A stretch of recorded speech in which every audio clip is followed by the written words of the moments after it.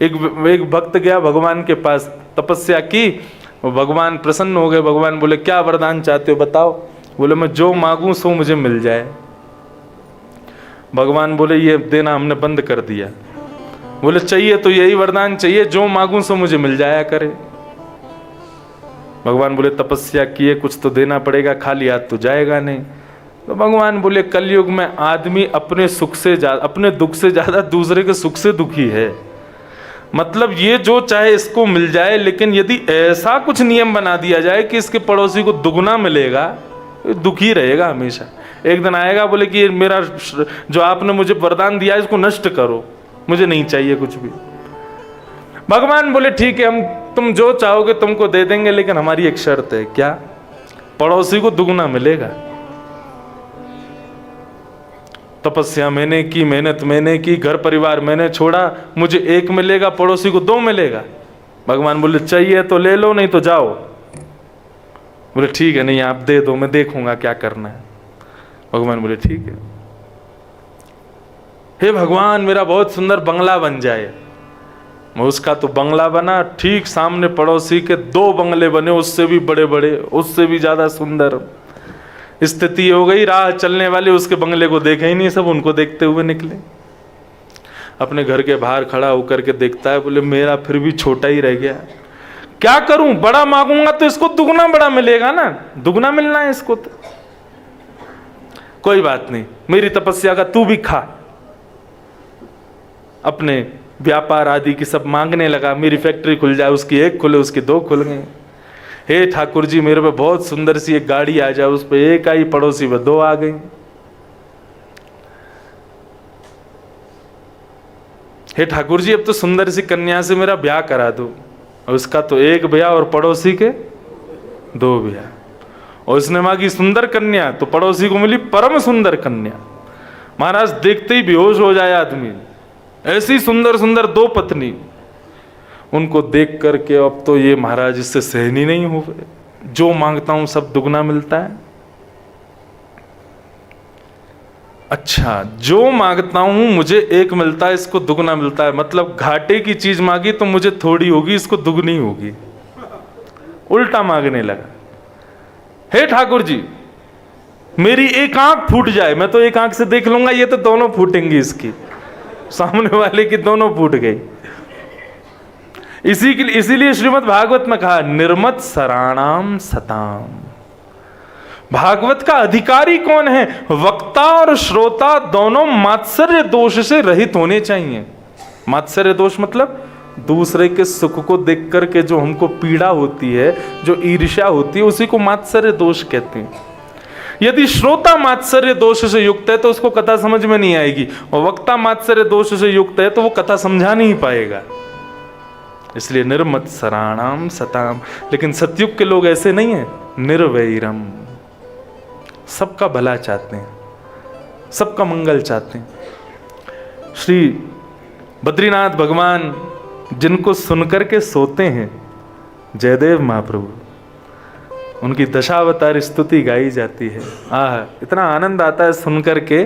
शयन में जब जाते हैं ठाकुर जी के में, जयदेव महाप्रभु के कृत्य सुनकर के ठाकुर जी को आनंद आता है। जयदेव महाप्रभु भी निर्वैर थे, और भगवान के भक्तों के लक्षण भी ऐसे, वो भी निर्वैर होते हैं।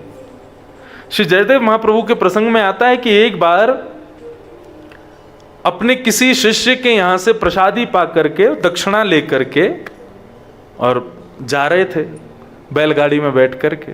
रात्रि हो चुकी थी, तो कुछ लुटेरे रास्ते में मिल गए और उन्होंने बैलगाड़ी को रोक लिया। लुटेरे बनकर के नहीं रोका, इस प्रकार बैलगाड़ी को रोका कि हम भी आगे जाना चाहते हैं, हमको छोड़ दो। लेकिन जयदेव महाप्रभु उनके आव भाव देख करके समझ गए कि ये लोग जो है लुटेरे हैं। उन्होंने कहा महाराज हमको थोड़ा आगे छोड़ दोगे? जयदेव महाप्रभु बोले कहाँ जाना है? बोले जहां तुम जाओगे वहीं जाएंगे। जयदेव महाप्रभु समझ गए, बोले कि गड़बड़ है। उन्होंने कहा ये मुझे छोड़ दें, उससे बढ़िया ये है कि दक्षिणा जो मेरे पास है इन्हीं को दे देता हूँ। बोले देखो आप लोग अपनी व्यवस्था कर लेना, ये लोग कुछ धन दे देता हूँ, रख लो। उनको जैसे धन मिला उन्होंने कहा अब इससे क्या कहें, इनको जाने दो। जैसे ही वो जाने लगे तो एक बोला, बोले कहीं आगे जाकर के राजा से शिकायत कर दी और राजा के सैनिकों ने हमको पकड़ लिया तो इसने हमारा मुंह देख लिया है। बोले क्या करें? बोले बगल में ही कुआं है, इस व्यक्ति को उतारो, हाथ पैर काट के इसको कुएं में डाल देते हैं, ये पता ही नहीं पाएगा राजा को। और वे चारों दौड़ करके गए और जाकर के जयदेव महाप्रभु को उतार करके उनके हाथ पैर काट दिए और उनके बचे हुए देह को कुएं में फेंक दिया। लेकिन वो तो वहां बैठे बैठे भी श्री जगन्नाथ प्रभु का स्मरण कर रहे हैं, अपने नाथ का अपनी नाथ को याद कर रहे हैं। वे तो वहां से चले गए, लेकिन तभी उस नगर का राजा किसी कार्य से लौट रहा था वापस अपनी सेना के साथ। कुएं में से आ रही मधुर स्वर को सुनकर के राजा बोले कोई शायद यहां पर पीड़ा में है। झांक करके देखा तो सैनिक उतरे नीचे, वहां से ऊपर लेकर के आए जयदेव महाप्रभु को। वो राजा गीत गोविंद का पाठ करता था, लेकिन वो ये नहीं जानता था कि ये जो व्यक्ति हैं ये जयदेव महाप्रभु। गीत गोविंद पढ़ता था। उन्होंने कहा अरे ब्राह्मण देवता ये किसने किया आपके साथ? बोले अब पता नहीं, कोई मनचले व्यक्ति थे, कर दिया, छोड़ो राजन। बोले नहीं, आप एक काम कीजिए, चलिए हमारे राज्य में ही आज से आप रहेंगे, आपकी सेवा होगी वहां। और जयदेव महाप्रभु राजा के यहाँ रह करके राजा को सत पथ दिखाते थे, तुमको क्या करना चाहिए, कैसे करना चाहिए। राजा बड़ा प्रसन्न, बोले मुझे गुरुजी मिल गए। एक दिन जयदेव महाप्रभु ने आज्ञा की, बोले कि राजन हम चाहते हैं कि तुम नित्य सुबह के कुछ घंटे निकाल करके ब्राह्मणों को दान दिया करो, मुंह मांगा दान। उससे तुम्हारे राज्य की समृद्धि होगी, तुम्हारा दान धन पवित्र होगा, सब मंगल होगा। राजा ने कहा जो आज्ञा। नित्य ब्राह्मणों को अपने राज्य में बुलाते और जो ब्राह्मण बोलते राजा वो देता। एक दिन उन 4 डाकुओं को पता चला कि राजा के यहां पर मुंह मांगे वस्तु मिलती है। करना केवल इतना है, चोटी रखनी है, तिलक लगाना है, धोती पहननी है और चल देंगे ब्राह्मण बन के, मांग लेंगे राजा से। कम से कम एक आध साल चोरी से बच जाएंगे, इतना मांग के आएंगे। अब वो चारों जैसे ही राजा के भवन में प्रवेश करते हैं तो सामने सिंहासन पर राजा और बगल के सिंहासन पर जयदेव महाप्रभु। महाप्रभु के हाथ पैर थे नहीं, ऐसे ही बैठे थे। जैसे ही उन चारों ने जयदेव महाप्रभु को देखा, बोले ये तो वही है जिसके हाथ पैर काट दिए थे हमने। बोले हाँ है तो वही। बोले तुरंत भग लो यहाँ से। वो चारों जैसे ही मुड़ करके जाने लगे तो जयदेव महाप्रभु ने उनको देख लिया। बोले अरे रुको रुको रुको, अरे राजन देखो, आज तो तुम्हारे दरबार में हमारे गुरु भाई आए हैं। अरे लाओ भाई इनका स्वागत करो, प्रेम से लेकर के आओ। अब तो सैनिक गए, उनका स्वागत करें। बोले चलिए चलिए महाराज, गुरुजी बुला रहे हैं। अब तो वो घबरा में बोले कि ये आज हमको सूली पे चढ़वा देगा, ये सब बता देगा राजा को कि हाथ पर हमने काटे। राजा को आज्ञा की, बोले चरण धो, प्रणाम करो, ये मेरे गुरु भाई है, निर्वैरम गुरु भाई हैं, इनको प्रणाम करो, इनको भोजन कराओ, सब कुछ बढ़िया, सब कुछ करा करके। बोले राजन इनको इतना धन देना, इतना धन देना कि जीवन में कभी कहीं कुछ मांगने ना चाहे। राजा ने कहा गुरुजी आपने पहली बार ऐसी आज्ञा की है, आप जितना कहोगे मैं दुगना करके दूंगा। और महाराज सोने के तखत, सोने के सब सामग्री और इतना सामान राजा ने बंधवा करके बोले महाराज ये सब आपका। सैनिकों से कहा पूरा सामान उठा करके ले जाओ, जहां से भी ये लोग आए हैं इनको दे करके आओ। जयदेव महाप्रभु बोले ठीक है भाई लोग, हमारे गुरु भाई सब लोग आते रहे ना, समय मिले तो। बोले ठीक है। वे चारों वहां से जाने लगे, मनी मन विचार करने लगे। बोले इसने क्या किया, ये तो बिल्कुल उल्टा ही हो गया सब कुछ।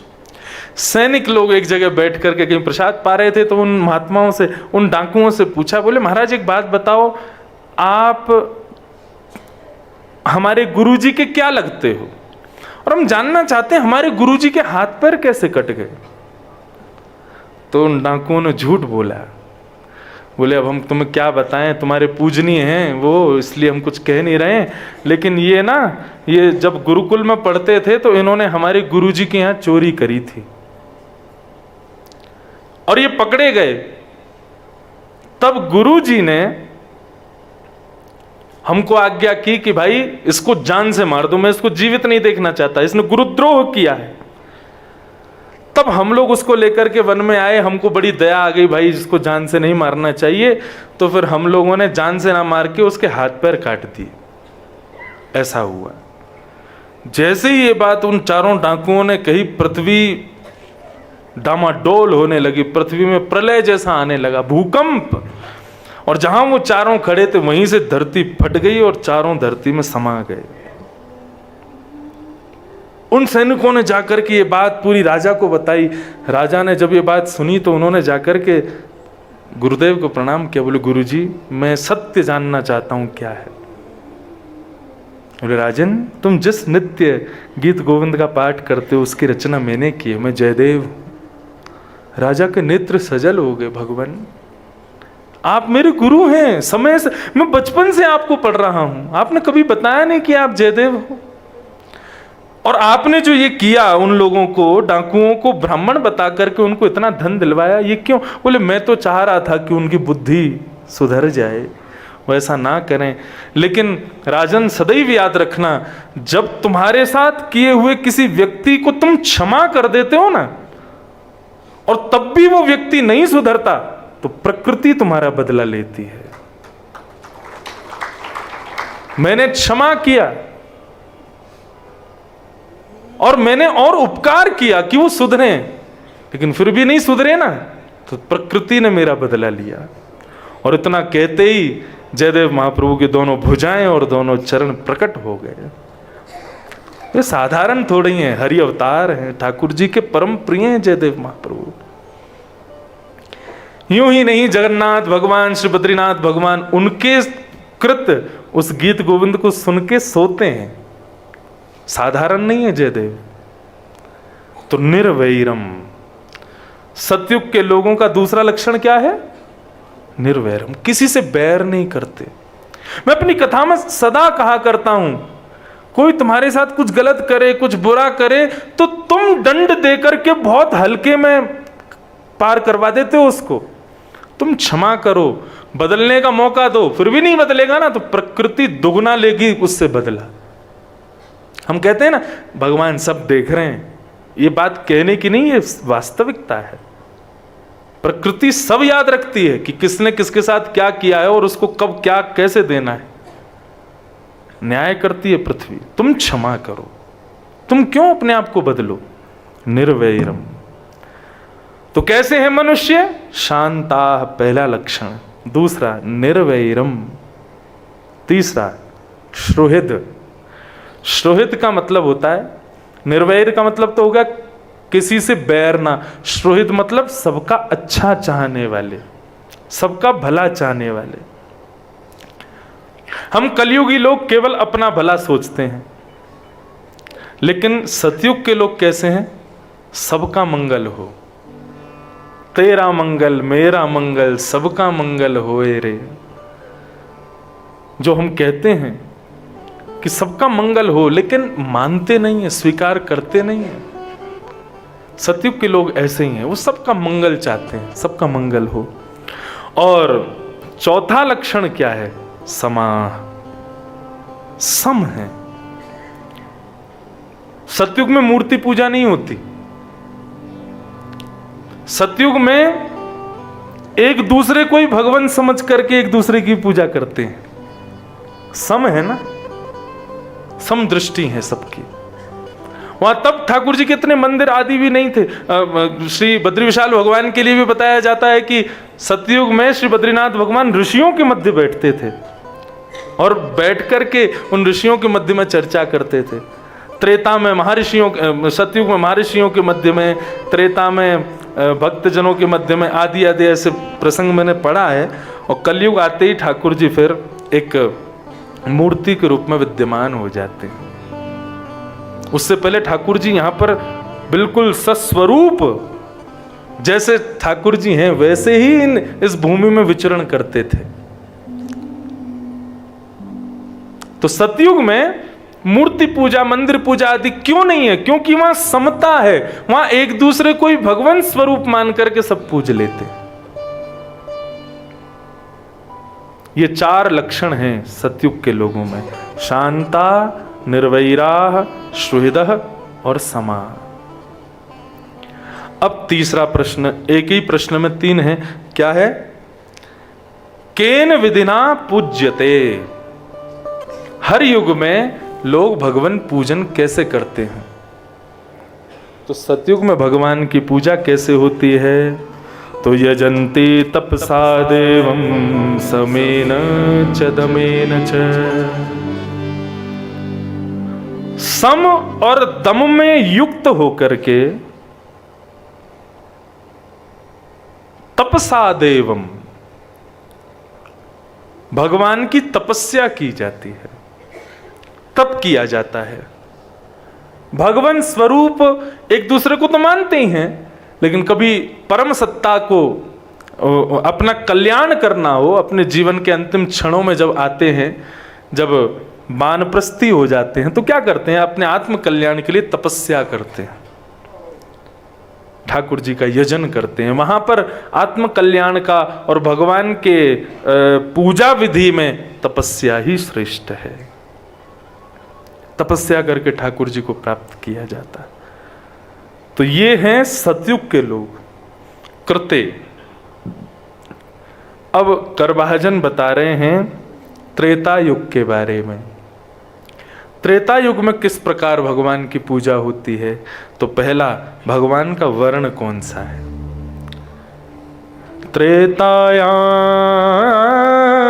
रक्तवर्णोऽसौ